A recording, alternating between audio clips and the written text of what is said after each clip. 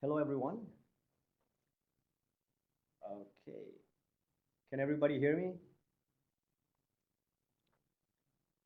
I hope so. All right, great. Thank you, Shane. So welcome to the early APNIC e-learning session. My name is Adli, and I will do a quick introduction about myself shortly.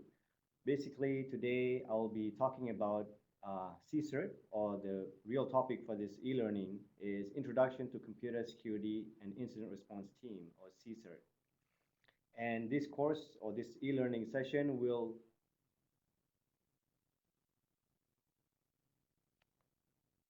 hold on.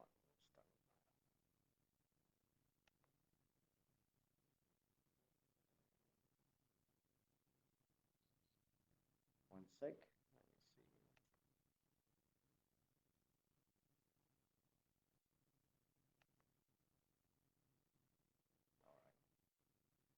Let me see. Can you see me now?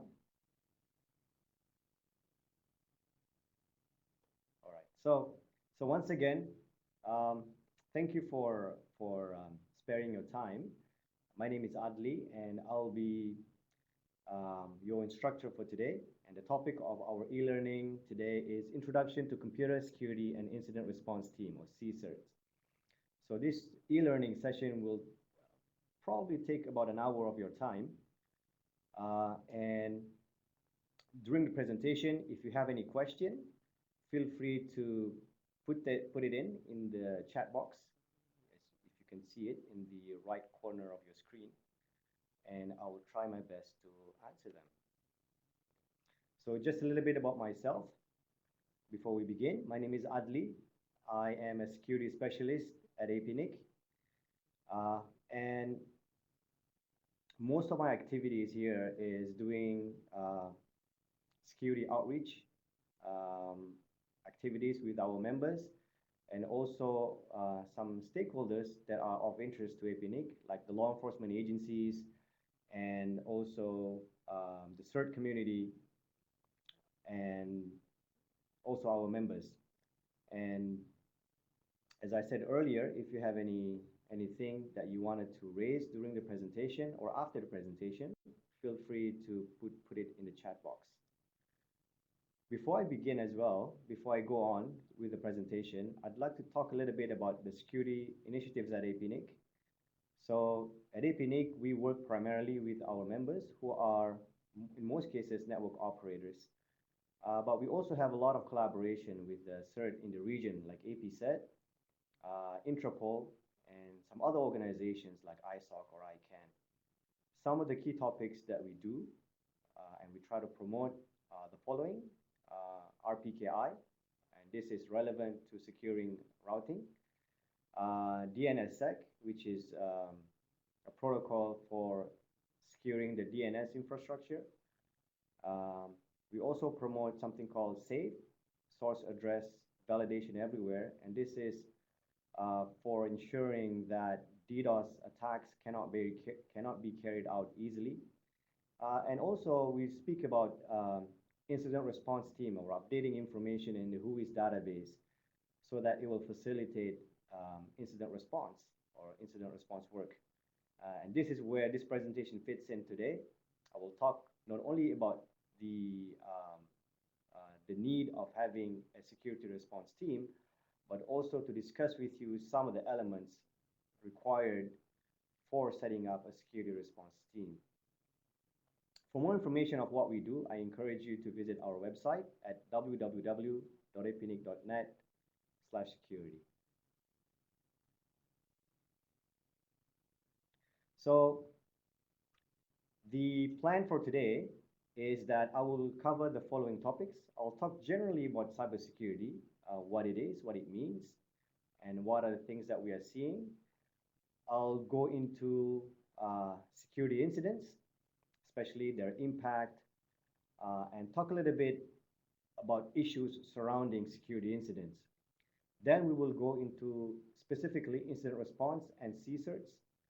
I'll cover some items in terms of policies and procedures that you need to have or come up with when you are running a security response team, or if you want security response capabilities. I will talk about the importance of collaboration or making your team very visible and interaction with external parties. And last but not least, I'll share with you some information on where you can learn more about this, because obviously we cannot be covering everything in this topic in an hour.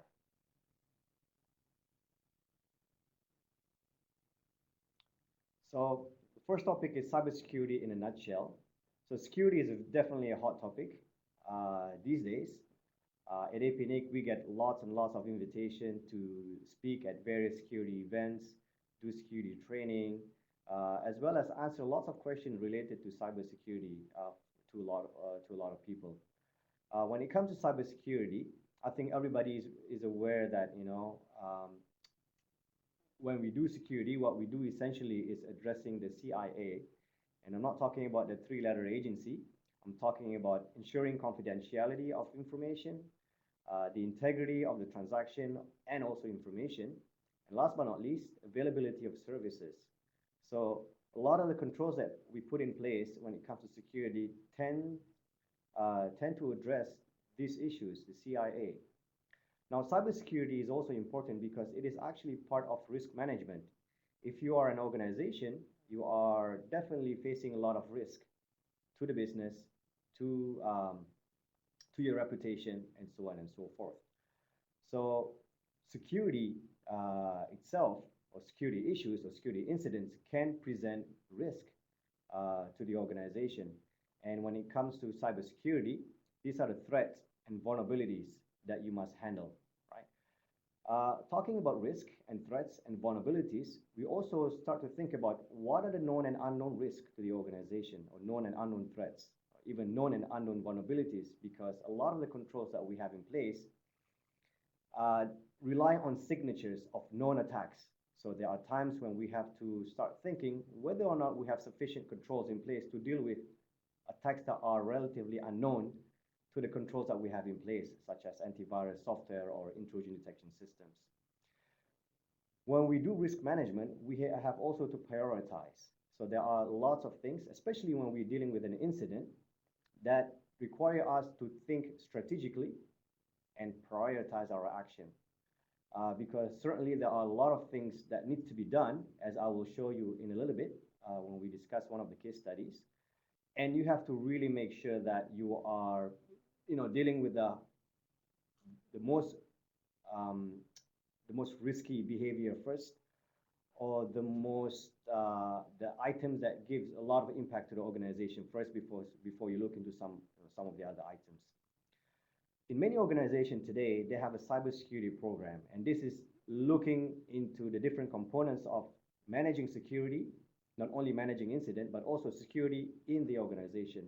So I'm sure in your organization, perhaps you have something like this in place, or you are thinking of deploying a comprehensive cybersecurity program, which not only look into how you manage security incidents, but also how you think about security, the high-level security policies, the strategies, the reviews that you do on a frequent basis, on a regular basis, and also how you perform especially in dealing with security incidents.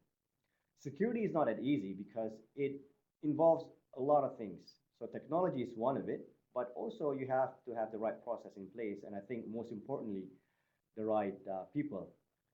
And I guess because you care about security, that you are attending this session today. So people is very crucial, because people are the ones who will be the first and perhaps the last line of defense in many of the security programs that we have out there. So security itself is a process. It's a continuous approach. Some of the threats that we see today are the same threat that we've seen for the last 15 years. But also there are a lot of threats that we see today do not exist in the last 3-4 years. So there need to be some continuous thinking and analysis of what's happening around us, particularly learning from security incidents as we experience them, and also learning from others and applying best current practices. And definitely there are many out there. So if you want to do security, these days you don't have to really start from scratch, because there's lots and lots of references that you can use to build up a comprehensive cybersecurity program. And I mentioned earlier about cybersecurity framework. There are some framework that will guide you into how to think about cybersecurity, so that your treatment of security risk, threats, and vulnerabilities are comprehensive. So now let's go into a CSIRT. So what is a CSIRT, or Computer Security Incident Response Team? Before going into that, let's talk a little bit about security incident. So a computer security incident essentially is a violation or imminent threat of the computer security policies that you have in place. So if you have a computer security policy, and the policy says, for instance, that users must use a password before accessing into the system, then if, for example, suddenly you have users on the system of which you don't really recognize, then there must be something wrong with your you must have a security incident or a violation of the policy itself. So these are some of the examples of a security incident. So first one is an attacker commands a botnet to send high volume of traffic to the web server, causing it to crash, right? So the website is supposed to be available 24/7 for your customers. Suddenly it is not available because of a security incident or security attack. Users are tricked into opening a report that is sent via email. And this report is not a normal report. It is basically a piece of malware that gets executed on the user system.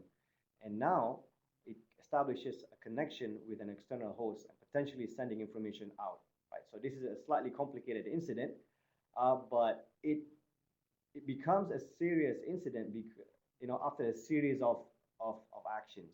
So somebody clicking on an email, and that email somehow bypasses your spam filtering system or malware filtering system. They click on it, malware gets installed on the system, and now it establishes connection with a host outside the organization. Now there is a risk that confidential information, if you remember the CIA, the C in the CIA, now there's a risk of confidential information being shared with an unauthorized party. And another example would be an attacker somehow obtains sensitive information from your organization. Maybe they do a SQL injection and dump all of the users or customers' information with a lot of private information, and now threatening that they will release this or sell this information if you don't pay them money, right? Sounds very familiar, I think. So these are all examples of security incidents, and there are more.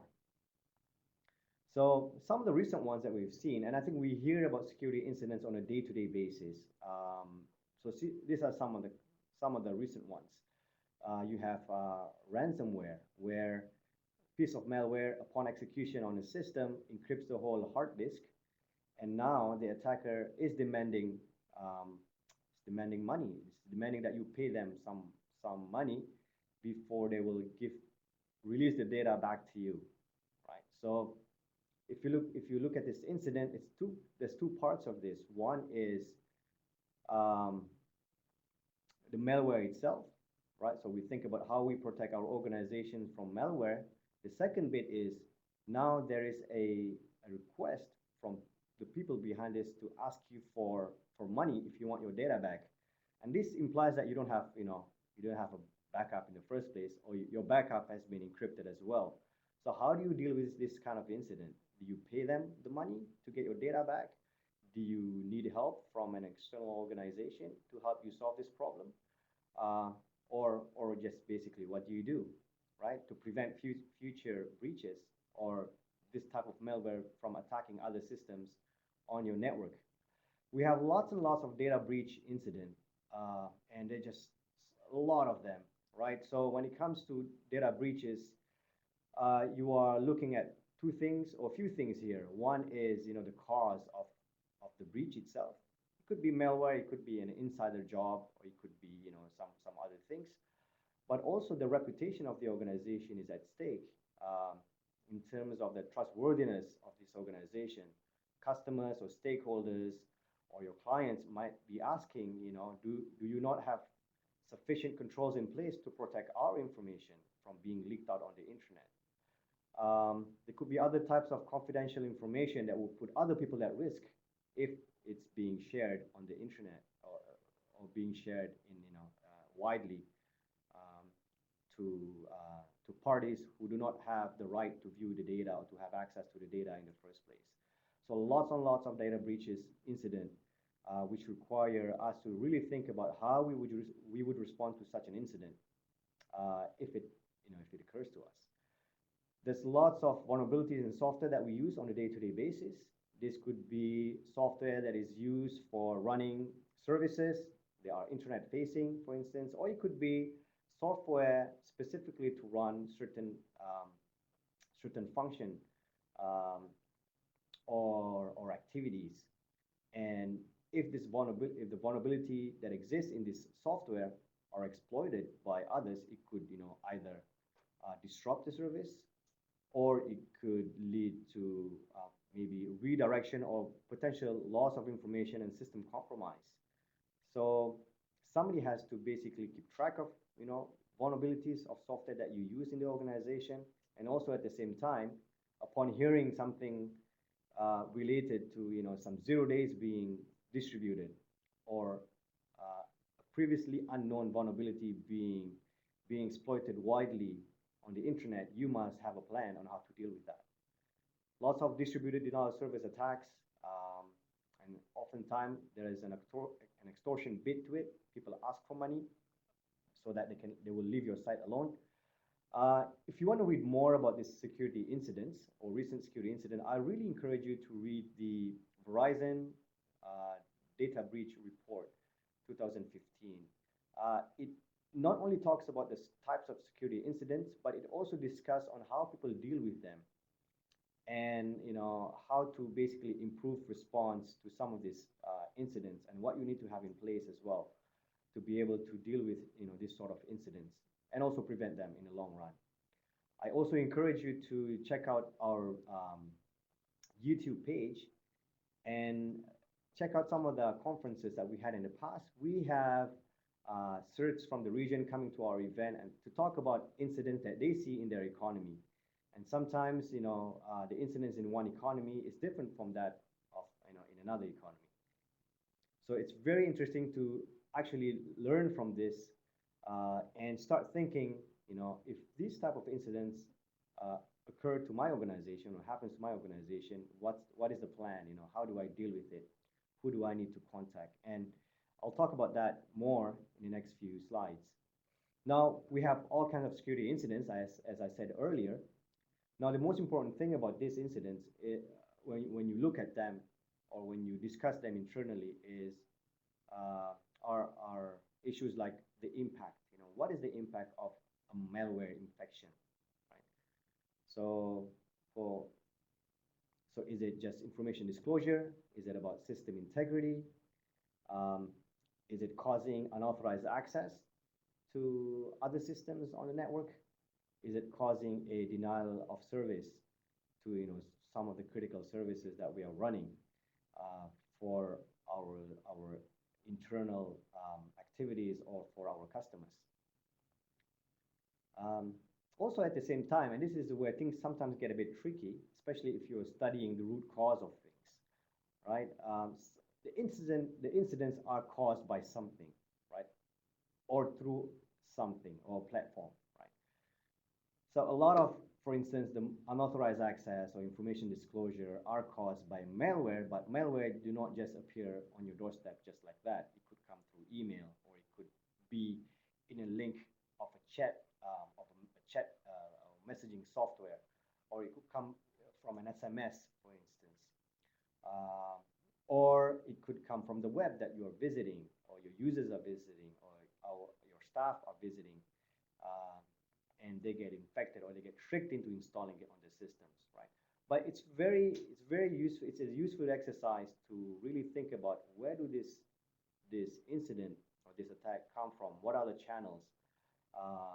And when we really think about that, we have some ideas on how to prevent them, right? Or when we are investigating, then we can basically look at the options of, where these things came from and how to reduce it or mitigate the impact as soon as possible. So network is definitely one of the sources, especially if you're thinking about denial of service attacks. But there could also be some other sources, maybe mobile devices. Uh, these days with bring your own device, um, and people are bringing, personal devices into the corporate networks, attached to the enterprise network, and this could be, one of the sources of attacks or incident. And when we look at incidents, it's hard not to think about who might be behind it. Although sometimes when we deal with incident, this is not the first priority, but really, it's really useful to think about this because that motives also defines how far would the attacker go to accomplish their mission, right? So if their mission is to humiliate or embarrass you, right, what are the course of action that they might take? If the mission is to steal data, right, then probably that they will try to hide their information as much as possible. Understanding who might be behind a particular attack may also define how sophisticated they are, and and whether or not you can actually deal with them in the long run. If they are very persistent and very organized, and they may have some tools that allow them to persistently come into the system and steal more information and take more information from you. Right? So these are things to think about as well. Now let's go into the CSIRT itself. Now I know in many of our presentation we speak about having an incident response capabilities so that any organization, whether you have a team or not, right, part of your cybersecurity policy is that you must have the ability of dealing with a security incident, right? In many organizations, they have a team to do this, which means that there's more than one person to do this. And there's a good reason behind that. So a team, security incident response team, is basically a unit or a group of people that does the following, right? So they coordinate and support the response to a security incident. And the security incident response team basically support incidents related or experienced by the constituency. Now, the word constituency is a bit strange here, but in many of the literature talking about incident response team or capabilities, this term is very important because it defines on who the team serves. And in most cases, if it's an internal security team, you will respond to a security incident experienced by the organization. But there are also security response teams for a country, and therefore they respond, security incidents related to the country itself. So the scope is bigger, definitely, and probably there's more coordination that is required. So anyhow, when we look at a security response team, then we are talking about a unit serving the organization and doing a few things. So I actually have a slide here talking about constituency. So an example of a constituency or example of constituencies are, for instance, an enterprise or organization. Sometimes in some places you find a sector, like the financial sector or the energy sector. They will have a CERT, or it could be a product. Some vendors have a CERT around a product so that they can respond to vulnerabilities reported or vulnerabilities that requires some special handling. It could be a country, as I said earlier, or it could be a customer. And this whole constituency business is basically about trying to define the scope of work of the CSIRT, and also in some cases the types of incidents that a CSIRT could handle. So I give for example, so you might experience a malware attack But this malware attack may not be unique to you. It could be a major outbreak that requires, coordination across the country, for instance. And therefore, somebody needs to do this, overall coordination in terms of how to prevent this from infecting more system or infecting more users, right? So there are things that you need to do internally in an organization, but also somebody needs to get the message out to people who are not being infected yet, so that they could be more vigilant and protect themselves from being infected from this piece of malware. So that should give you an example of that. Sometimes the constituencies may overlap, and sometimes in the community we talk about CSIRT of the last resort. So for example, if there is an incident that originates from a particular AS number of a particular network provider, people try to contact, the security point of contact there, they do not get a response, then it is always useful to have somebody that we could refer to get some actions taken. And normally, when we think about this could be, the national CSIRT or some agencies, some bodies who could get the message across, so that actions could be taken. So this slide basically goes into the details or describe generally what are the different types of CSIRTs. I'm not going to go into the details of this because I've discussed them already. So why do you need a CSIRT? So we spoke about incidents, and they happen. On a day-to-day basis. We see a lot of organizations being affected by a security incident that could cripple their business operations. Incident that could cause, damage to their reputation, to trust. So a security incident response team will be there to execute the incident response plan, right? So basically, we have to have a plan in the first place. When you have a team or a security incident response capability, you actually provide assurance to customers and stakeholders that you can manage the situation if it happens, right? Having a security incident response capabilities or team is also one of the best practices of delivering IT services or delivering services to the customers. When you have a CSIRT that can execute an incident response plan, you can potentially mitigate, the loss or damage that could happen to your organization because of an incident, right? In most cases, having a proper response team will provide others to know who to contact when they detect something from you or they see something that is targeted against you, right?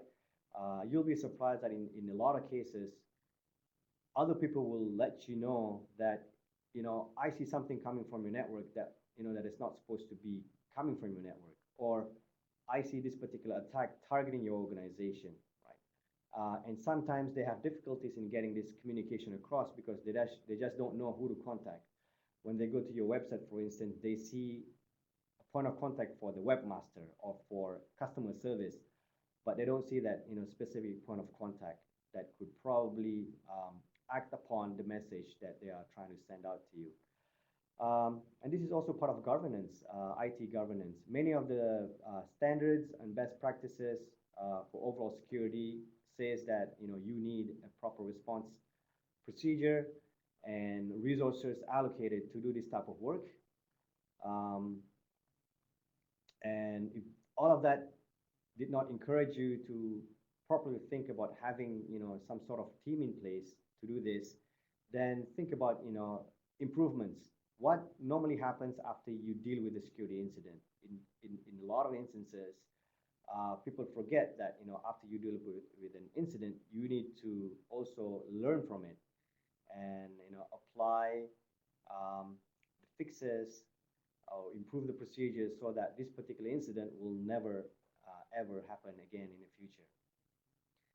And when you look into security improvements, you also, will have the opportunity to improve your time to response, right? So you see that if you have an incident, it took you maybe, 1 day to get something done. So what do you need to have in place to make that, that turnaround time shorter, for instance? when you have a security incident, you will discover that, you know, you don't have the right point of contact in some places to help you deal with the incident. So you start building relationship, you know, so that in the future, if this occurs again, you already know some people who can actually help you to um, to deal with the incident at a faster scale, on a faster scale. So we talk about resource allocation. When you have a CSIRT, you know, you can have a dedicated service that will perform certain type of activities during an incident and also before an incident or during peacetime, as we say it. Look into the human resources on the specific skills that are required. So if you don't have a proper team, then it's very difficult to do this because other people will have, you know, other things to do, and they have no time to specialize in either using a very specific tools or learning a very specific skills related to incident response. If you have proper resources to do security response work, then you can actually look into your procedures and policies, and this will actually enable you to respond to a security incident better. And of course, you know, like I said earlier, the ability to have people who know certain tools or specialize in using certain tools so that when you have a security incident, you can act quickly. Now, I mentioned earlier about, you know, having a proper point of contact. In some cases, when people try to reach out to the affected party, or if they want to reach out to you because this is something coming from you, there are a few places that people go to. One of it is the WHOIS database. If you look into the WHOIS database of APNIC, the Regional Internet Registry, there is something called the IRT object, the Incident Response Team object. And this is basically the information that others can use if they need to reach out to somebody to act on an incident or an abuse. So oftentimes, or many organizations will have this information in place, but sometimes the people behind this contact information do not really know what to do when they are being contacted. Either they don't have, you know, the capabilities, or they don't have a proper policy in place, or sometimes they don't have the proper resources. So an example of this would be, you know, somebody contacted you and say that, hey, there is a command and control server on your network, right? So, I mean, this is very specific jargon used in the security response community, referring to that you have a system that coordinates, that communicate with other infected machines, and they also send instructions. So if they say, oh, there's a command and control server on your network, please do something about it. So if you're not familiar with this topic, or if you don't have people specializing in, you know, in this kind of work, if you get that email, maybe you don't have any, first, you don't have any idea what this means, and second of all, you don't know what's the implication, and thirdly, you may not know what is really required of you to do, right? And the significance of, you know, of your action in this work. So sometimes, in some cases, when people get requests or reports, they don't respond, not because they don't have people in the organization that can do something, but they just don't know what to do or what to expect, right? So anyhow, I just want to point out as well that, you know, having the right or the proper point of contact to deal with security incident is very important and also critical, and you should have this information somewhere. If it's not on the WHOIS database, maybe on the website, or maybe if you have a proper team, they go to security events and they share this information with others. Now I'm going to talk about, you know, what other things you need, you know, when you have a CSIRT. So one of the things that you need, and this is very important, are the relevant policies and procedures. So what is your policy for incident handling? And this is very, very important because it defines things like, you know, what are the different types of security incidents that you normally have to deal with, right? And of course, before coming to this policy, obviously you need some kind of discussion internally and talk about, you know, what are the things that would affect us as an organization? What are the different types of security incidents, and how will we respond to this? You know, what can we afford to lose in terms of downtime, what we cannot afford, to happen in our organization. So getting yourself familiar with the different type of security incidents, how they happen, how things work, and all the relevant terminologies. Then, of course, you need to define the scope and the roles and responsibility. You will find that in a lot of cases, the security response team will do the technical related work.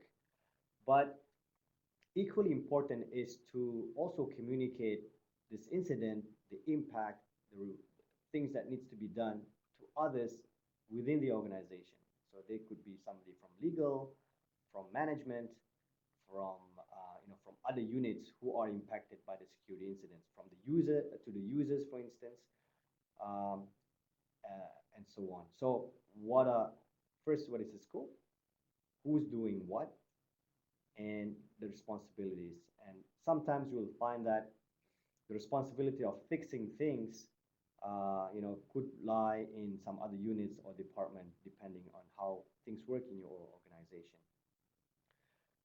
In a lot of instances, when you are being attacked, you are not alone, because others could also see it. Others mean other organization external to you, may have some interest as well, because this is something that they deal with, or something that they have mandate to deal with. So for instance, law enforcement agencies. So there are instances when a security incident becomes a crisis that you probably need to communicate with someone outside the organization to get help, or it could be because of compliance, you need to report to them, right?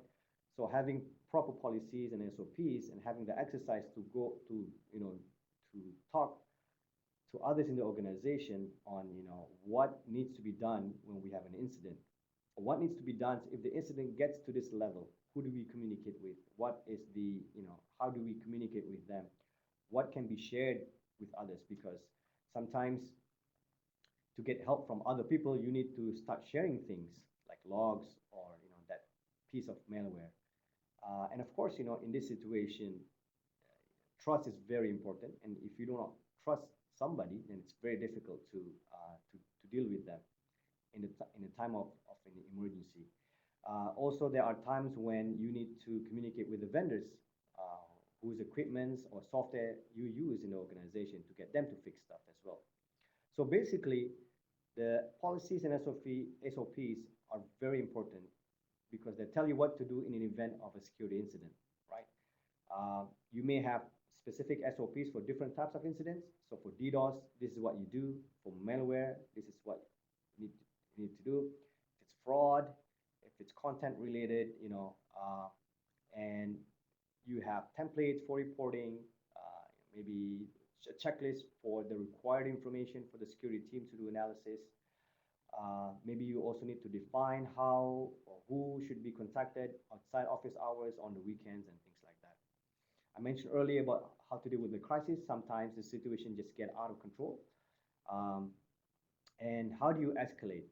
Internally, externally, who do you contact? What sort of help can you expect from others? What are the SLAs, things like that. And oftentimes, many organizations, when they experience a security incident, they have to start dealing with the media.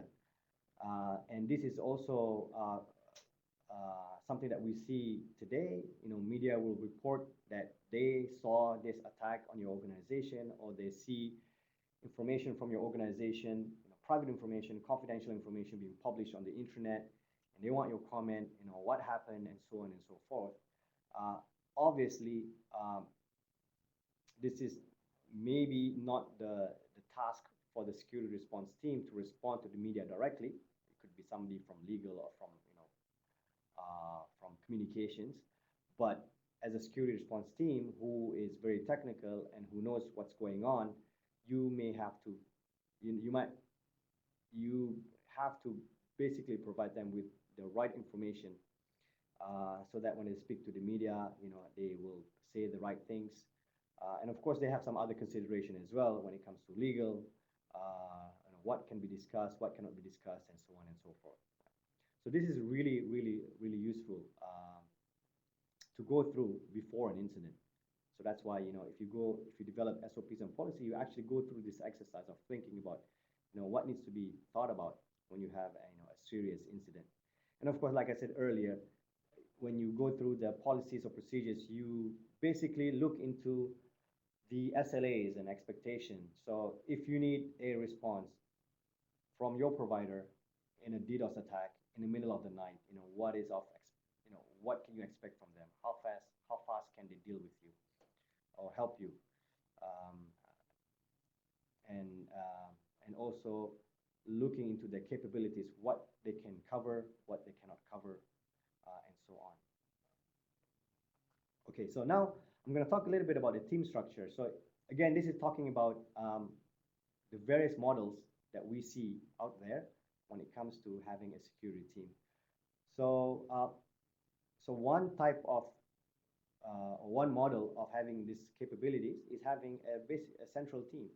So just a group of people, one team, and everybody sort of report incident to them, or they also monitor the relevant logs or activities in the organization to detect a security incident so that they could respond to it or start doing analysis on it.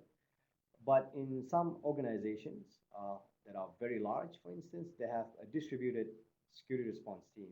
And this is probably suitable, like I said, if the organization is very large and they cover, different geographic regions, different time zones.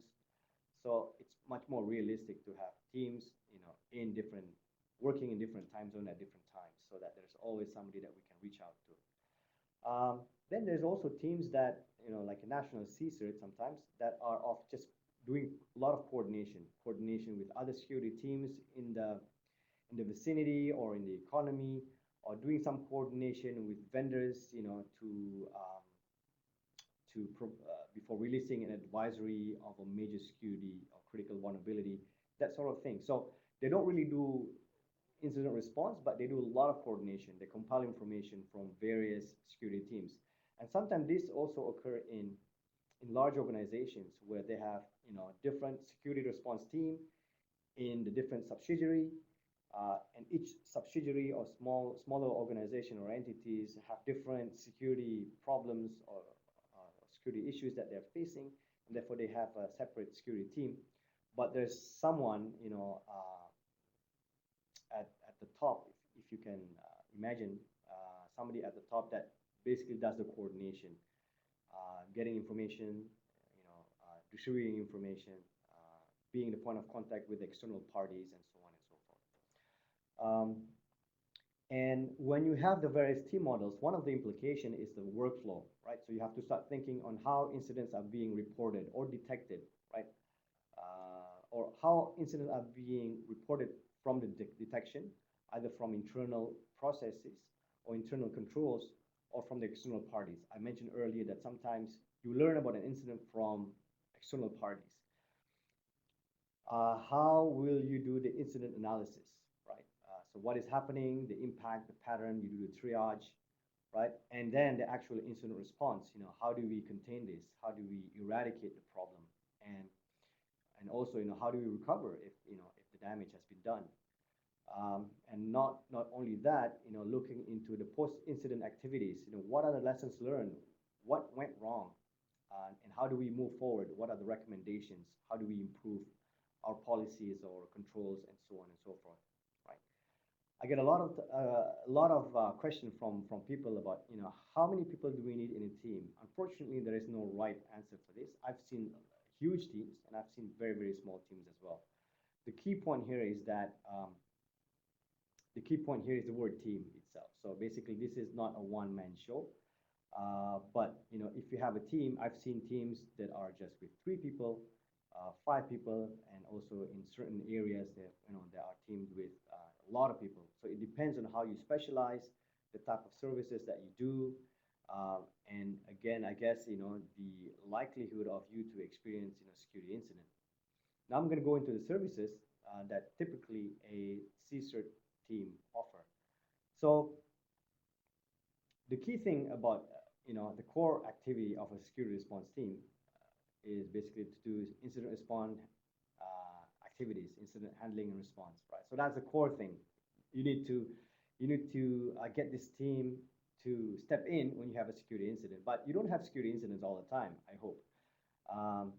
So there are other side activities or side services that they do. So it could be in terms of advisories, right? Providing advisories, warnings, alerts, so maybe there is an outbreak of ransomware in the region or in the economy, and the team could be proactive to tell anybody that we're seeing a lot of these activities in the region, and therefore be very careful. And this is normally how it works. You'll get an email with an attachment, and the email will say something like this. So if you see any of these activities, first of all, do not click, because it could be a piece of ransomware, and therefore and then report it to the relevant folks in the organization if you see something like this. Or you could advise the IT team that is protecting the organization to be to be watching for this type of things. So that's advisory. The CSIRT team, some CSIRT teams also do education and awareness, promoting best practices, improving the policies and procedures, and sometimes they conduct desktop exercises, cybersecurity exercises. And so these are things that would enhance the understanding of a security incident, and could lead to improvements of security procedures among the people in the organization. Because like I said earlier, when you have a security incident, it is not just a security response team or IT that is responsible, but also others in the organization that needs to deal with the external parties, or need to do something during the incident itself. Information sharing is also another activity or service that could be done by the security response community, either learning or getting information from others, or actively sharing information that they see with others. Basically, the services could be categorized into 3 categories. So this is from Entity CERT. So Entity CERT came to our event recently in Japan, and they talk about the different types of services. And this is an example of the proactive services that the CSIRT do. The reactive services, which is incident handling, managing the artifacts, managing vulnerability, and also what they call security quality management services. So doing training, evaluation of technology to see how they fit into the overall security requirements, providing also security alerts, advisories, monitoring activities on some websites, and so on and so forth. So if you have enough resources, you could do all of this. But if you don't, and some teams do not have a lot of resources, so what they do is they just focus on building the incident response capabilities, and doing a lot of more of the reactive service for the organization. Okay, so what about tools? So this is also an area that it's very difficult to talk about in a very short amount of time. So again, it depends on the type of work or activities that you do. But for operating a CERT or a CSIRT, you basically need 2 types of tools. One, a tool or software that helps you to manage the incident being reported. So incident will be reported, so you have to track it. You have to make sure that it is closed. There must be some form of workflow maybe, because it will go through various people to make sure that it is fixed and action has been taken. And then you also need separate number of tools for doing the detection and analysis of the security incident, right? So I'm just going to go back to the first category. So you need a tool that will be able to collect and store incidents that are being reported, can produce report statistics, and this particular tool can be mapped to your SOP, right? So you have a proper workflow, and maybe it supports things like encryption as well, because there are times when you need to share an incident with others, and you want to be able to make sure that this information can only be read by this particular entity or this particular person. So you need to use some encryption Then you need tools for monitoring and doing analysis. Monitoring here means that some CSIRT team, like I said earlier, they also monitor logs, monitor network activities, net flows, monitor what's get written to to the memory of the computers and things like that. So they proactively look on the lookout for signs of compromise and stuff like that. So you need a different set of tools for doing that. And of course, you need a different type of tools for doing analysis, for you to perform forensics, analyze logs, do malware analysis, analyze network traffic, and so on and so forth. In some cases, you may need a separate lab for doing all of this because you might need to execute the malware in a safe environment to study the behavior to see what it is doing. And also the tools depends on the number of specialists that you have in-house. Some teams go into mobile devices forensics, so they have very specific tools for doing that.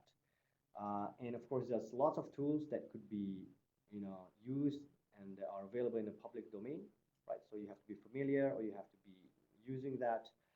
There's a lot of open source tools as well, and of course there's lots of commercial tools. So it depends on how your organization work, how much budget you have, what the scope of work of the CSIRT team.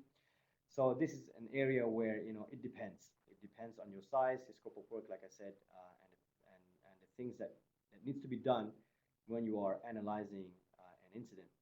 Of course, you need the facilities itself, proper office, and so on and so forth. So I'm not gonna spend too much time here, but I would like to point you to a very good reference from FIRST. So FIRST is a forum of incident response and security teams. It's an association of CERTs and CSIRTs from around the world. And to become a member, you need to be a functional CERT or CSIRT. And to do that, you need to be vouched by 2 other teams. And the teams will perform a site visit. And there's a checklist that contains things like, what is required from the CERT and the tools and facilities that a CSIRT should have. So it's not mandatory to have all of this or all the things mentioned in the site visit, but it's useful. And I think if you're thinking of setting up your CERT, then it's quite useful to have a look at this site visit to basically get some ideas on what other CERTs have in place. Now, the other thing that is quite important when you are running a CERT is cooperation, collaboration with external parties. Earlier, I mentioned that one of the things that you have to look at when it comes to your policies and procedures are things on how you will interact with others outside the organization, either for information sharing or for obtaining information or for reporting a security incidents. You'll be surprised that there are a lot of organizations out there that are willing to share information with you or are willing to look into the things that you are experiencing and provide consultation or advice for free. And they tend to be CSIRT or CERT related organization as well. The key thing here is trust, of course. I mean, you don't want to share information about an incident that happens to you with just anyone. So you have to build that trust as well. So this is where disclosure policy should be very clear, and how you can share information with others so that you don't break any laws, for instance, or you don't break any rules. You need to make sure that there's no conflict of interest, and also like I said, from the legal perspective, how they will what type of information can be shared. And groups that CSIRT normally interact with are, like I said, internal departments, other security response teams, or sometimes vendor teams, law enforcement agencies, and also the media. So this is something that you need to work out or to establish. I always tell people that if you have a CERT, try to make it visible. Make sure tell people that these capabilities exist, and this is how you can interact with us, and we would like to interact with you as well. So the security response community is out there, and they basically rely on trust. Because first of all, people have to make sure that you are not the bad guy before they start sharing information. Lots of things are being shared, and this is really useful for improving the security of the organization. So people share, vulnerability information, indicators of compromise, so that you can use into your security posture or security controls. People share analysis, malware samples, and all of this could be very useful for your organization. There are times when you need to coordinate a response. I mentioned this, I think, in the first few slides, that the problem could be bigger than the one that you see inside the organization. So people tend to do coordinated response either globally or locally, and we've seen this with how people deal with configure or DNS changer.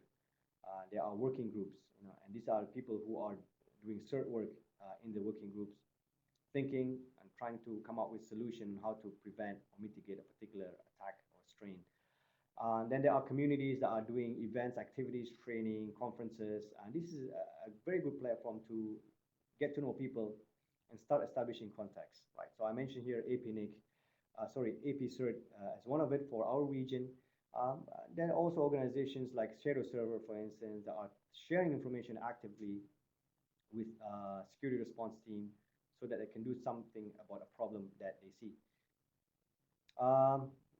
People ask about cost of operating a CSIRT. There are definitely costs to this. So we mentioned earlier that you need resources, tools, people. So obviously there are some money involved here. But if you really think about it, security incidents are so common today that it is not a matter of of when this will happen. Sorry, if it is not a matter of whether this will happen to me or not. It's just a matter of when this will happen, right? So it's basically part of managing services, managing IT. And again, the cost depends on the size of the teams, services provided, nature of the organization itself. There are some documents out there that you can have a look at where people share information on how they manage or develop a security response team. Some of the costs are not only related to managing a security incident, but it is also in terms of training and attending conferences and so on. But I guess the trick is to always start small and then expand as you have the requirement. Now, I don't have time to talk about all of the scenarios, but I thought I want to finish off this presentation by looking into maybe one example of an incident and just get you to think about how you would deal with it. And at the same time, try to highlight on issues like how do you prioritize or what needs to be done and the importance of talking and dealing with external parties. So I'm going to show you one scenario. I have a few here, and you will get the slides. And when you look at the scenario, I want you to think about how you would handle this in your organization. How do you prioritize the task? What kind of tools and skills do you need to deal with such an incident? If you need an assistance or an external help, who do you contact? And if contacted by the media, on this issue, how or what do you tell them? And of course, we said that we need to learn from an incident. So what will you do post incident? So I'm going to skip this one. So I'm going to talk about phishing. So phishing is a common thing. Sometimes they affect your organization, especially when people try to target the customers of your organization or the clients or people or the stakeholders that deal with the organization.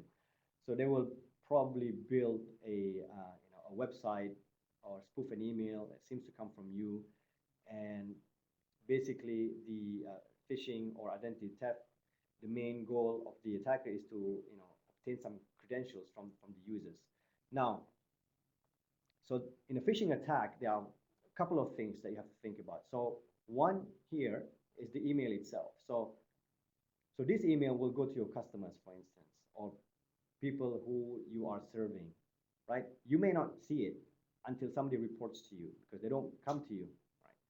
So email will say that, we have a security in our product, go to this website. So the second element is the phishing website itself, where people will be tricked into providing something or confidential information, right? And this phishing site is normally on a website that is normally hosted somewhere not nearby. It's not in your infrastructure, that's for sure, but it could be hosted in another country, for instance, in a compromised website, and so on and so forth. So first, users gets this email.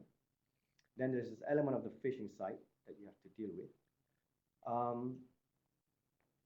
And let's say you are able to obtain more information from your analysis, and you figured out, right, that when people log in to the when people provide credential to this website, this phishing website, their email or their information is being sent to this email address. So this is like, this is 3 here. You can see my mouse moving. So that information is being sent to a Gmail account, right? And you also found a text file of people who have actually logged in by investigating this phishing site. And so you found a text file of people who have actually logged in, right? So these are the names and these are the passwords as an example. All right. So imagine this happens to you, right? So there are a couple of things that you need to do here. So one is that, okay, all your users, all the clients or customers are getting this email. So you need to warn them about it. And how do you do that? Right. And even if you warn them, people may not be checking your email, or your communication may not reach them for whatever reasons. But you have this phishing site also hosted somewhere, right? And normally the problem is when trying to reach out to the site where the phishing site affecting your brand or your organization, is that this phishing site, probably somewhere in places where people do not speak your language. It could be in Romania or some other places around the world, and it could be in a different time zone. But you have to prioritize on this phishing site, because if the phishing site is not available, then people cannot share more information, right? And then of course you have figured out that information is being sent to a Gmail account. So this is where you probably need to reach out to an external party like Gmail or Google to let them know that there is an account created on their infrastructure, and this is being used for for identity theft. So please do something about this account, or if you can tell us what information you see there, maybe we can have a better picture of what's happening, how many users have logged in, and so on and so forth. And of course you have this information where you clearly know that users have logged in or have been phished, and therefore you must deal with this. Maybe immediately you need to talk to somebody internally in your organization that suspend this account, or ask the users to maybe reset their account, reset their username and password, and so on and so forth. But I mean, you have to properly analyze that situation, because you have to really know what's going on, because you don't want to tell users to reset their username and password when the attacker have access to that information. Maybe all of this is because of a malware or something, and so on and so forth, right? But this is a typical example of a security incident where, one, you only get notified when others see it first. So you don't see it immediately. It's not in your logs whatsoever. And you have to probably deal with an external party, right? Especially in taking down phishing sites like this. Of course, there are organizations that specializes in doing takedowns and so on. So if you don't have the capabilities, maybe you need to think, about reaching out to these people, especially if you are you being attacked this way a lot. But also at the same time, this is where knowing other certs could be of help. And also what is important here is probably to learn about the expectation. If you send a message to somebody in the organization external to you, how fast would they respond to your request, right? And also internally, how soon can this be fixed? So this is just one scenario that is useful to go through. If it's applicable to you, then it is something that you really need to think about. So in conclusion, right, I'm a bit over time. Uh, so we cannot wait for a security incident. Things are happening. There's lots of nasty stuff that are happening out there. And having this capability can make a difference, right? If you don't have one, in terms of security policies or procedures, you probably need to start looking into it. And sometimes it is very useful to think about some scenarios, I mean realistic scenarios. Then you can look into the policies and procedures that you have in place, whether they are sufficient, whether you need to improve. Maybe it's a good idea to talk to other people who can share information with you. Establishing the right point of contact is very important because, like I said, sometimes people need to reach out to you about a security incident. And think about, how do you collaborate and cooperate with others? And who would you, number one, who would you need to talk to? And also, what are the information that you can gain, or what are the capabilities you can gain by, learning and cooperating and sharing information with others. And of course, you can always learn more about this. There are many conferences and events specifically for this community. I mentioned about FIRST, but there's also APCIRT and many security response conferences and events. Even now at APNIC event, we have the CSIRTs coming to talk about their activities and challenges that they face. And of course, there are lots and lots of best practice documents out there and guidelines that you can have a look at and talk about specifically about CSIRTs and CSIRT capabilities. I'm going to give you this slide and later on, and there are more references here. I just want to point out to something that I mentioned earlier. There you go. Yeah. So there's a best practice document, best practice forum for CSIRT at the recent IGF, and in there you can find a lot of the issues that I talked about resources, about capabilities, about learning, challenges, and so on and so forth. So I highly recommend that you take a look at that, and also go to the other links that I provide in this page as well. We have videos recording of the APCIRT session at the last Apricot. So if you have time, bandwidth, and resources, please have a look at this as well. It's a whole day session, so lots of stuff that that the CSIRTs in the region are sharing in terms of emerging threats, challenges that they face, tools that they use, and other concerns of the users and enterprise in their economy. So very useful stuff for you to look at and to listen to as part of your journey to have this capability in your organization. And with that, I'd like to end this presentation. We would like to hear your feedback about this course, if you have any. And I think Shane, or my colleague here, is posting the URL so that you can provide the feedback to us, and also the link from where you can get the slides. So can I ask you quickly if you have any question before I end this session?